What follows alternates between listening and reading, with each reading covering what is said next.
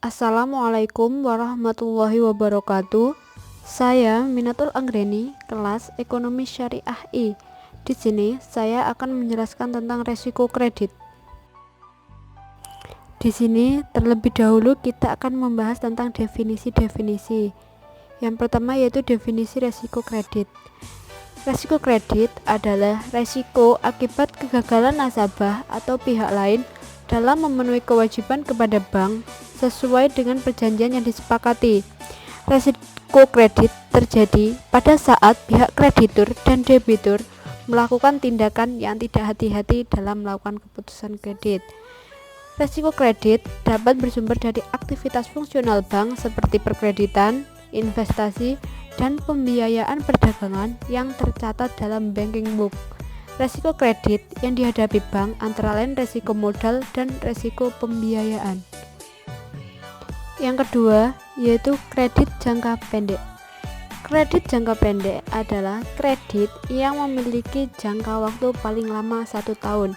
Bentuknya berupa kredit di rekening koran, kredit penjualan, kredit wesel, dan kredit pembeli serta kredit modal kerja. Contohnya yaitu kewajiban likuiditas. Yang ketiga yaitu kredit jangka panjang. Kredit jangka panjang adalah kredit dengan jangka waktu pengembalian di atas 3 tahun. Umumnya berupa kredit investasi yang tujuannya untuk menambah modal perusahaan dalam rangka untuk melakukan rehabilitasi, ekspansi, dan pendirian proyek baru. Contohnya yaitu menyelesaikan utang jangka panjang, menyelesaikan proyek hingga tuntas, dan pembayaran obligasi.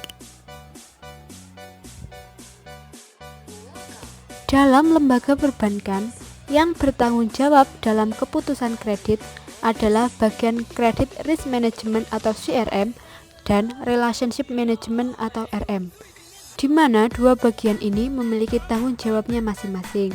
Adapun tanggung jawab dari Credit Risk Management atau CRM adalah yang pertama, yaitu memiliki tanggung jawab utama dalam bidang mengendalikan risiko kredit. Kedua, memiliki tanggung jawab mengelola dan menyelesaikan kredit yang bermasalah. Ketiga, memiliki tanggung jawab dalam memanajemen portofolio kredit. Yang keempat, berfungsi dalam menetapkan suatu sistem ukuran penilaian atau parameter scoring system serta alat analisis yang bisa atau layak digunakan. Biasanya, setiap lembaga perbankan atau lembaga simpan pinjam menerapkan sistem resiko penilaian yang berbeda-beda berdasarkan peraturan. Selanjutnya, yaitu tanggung jawab dari Relationship Management atau RM. Yang pertama, yaitu pada saat menemukan adanya kredit yang bermasalah, maka memindahkan pengelolaannya ke bagian CRM untuk diselesaikan.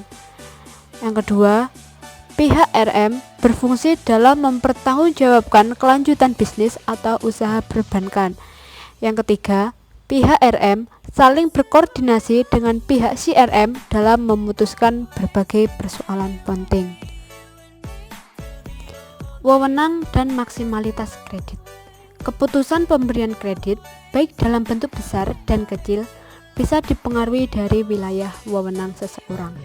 Direksi perbankan biasanya mendelegasikan keputusan wewenang pencairan kredit kepada pejabat bank yang ada di lingkungannya, tidak terkecuali kepala kantor cabang serta para komite kredit yang ada di suatu perbankan.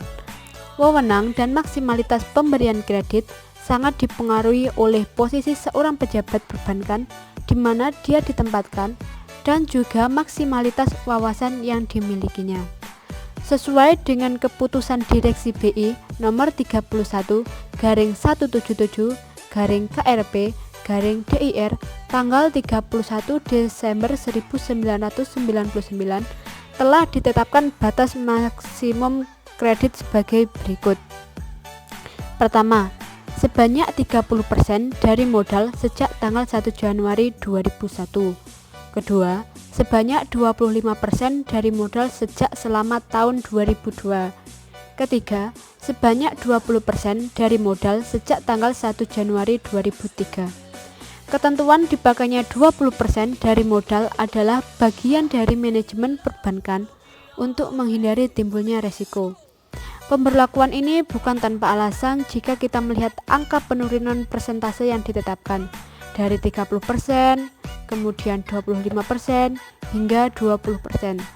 Tentunya perubahan ini dilakukan setelah memperhitungkan berbagai situasi dan kondisi yang juga terkait dengan kasus dan kejadian yang terjadi di lapangan, seperti tingginya angka kredit macet atau bad debt, serta berbagai permasalahan lainnya dalam bidang kredit.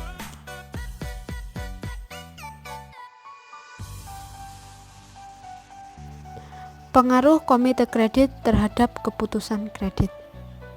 Komite kredit merupakan mereka yang ditempatkan dan dibentuk di suatu perbankan serta bertugas secara tegas dan tepat untuk meneliti, menilai, dan merekomendasikan setiap permohonan kredit yang diajukan, terutama dalam kasus-kasus yang dianggap penting dan membutuhkan ukuran-ukuran keputusan berdasarkan prinsip kehati-hatian perbankan.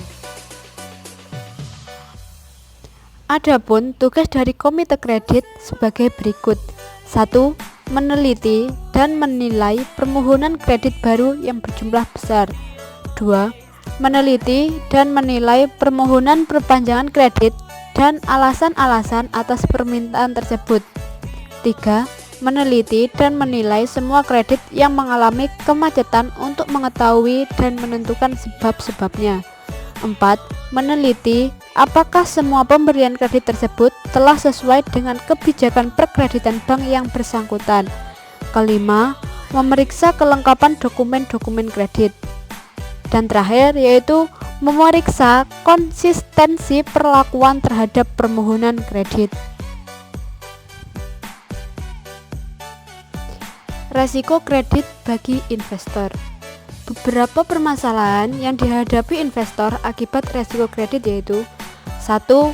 Investor akan mengalami keterlambatan penerimaan keuntungan dalam bentuk bunga atau capital gain karena perbankan sedang mengalami kesulitan keuangan. 2.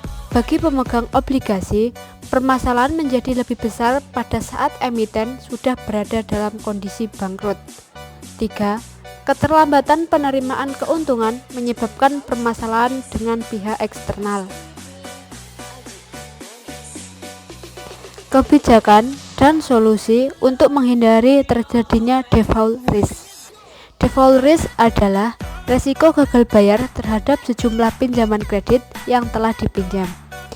Persoalan default risk sering dialami oleh para debitur pada saat debitur tersebut tidak mampu mengembalikan pinjaman tersebut secara tepat waktu. Kondisi terjadinya default risk telah menyebabkan timbulnya permasalahan baik di pihak debitur dan juga kreditur. Maka untuk menghindari timbulnya default risk ini, ada beberapa tindakan yang harus dilakukan, yaitu 1. Bagi kreditur akan menaikkan angka jaminan pada tingkat yang benar-benar aman. 2. Menghindari jaminan yang memiliki tingkat resiko, sehingga dengan menerima benda tersebut sebagai jaminan malah akan menyebabkan perusahaan akan mengalami kesulitan di kemudian hari. 3. Menghindari benda jaminan yang memiliki nilai fluktuasi di pasaran.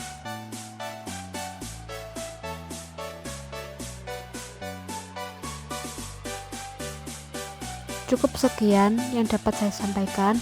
Ada kurang lebihnya, saya mohon maaf. Terima kasih. Wassalamualaikum warahmatullahi wabarakatuh.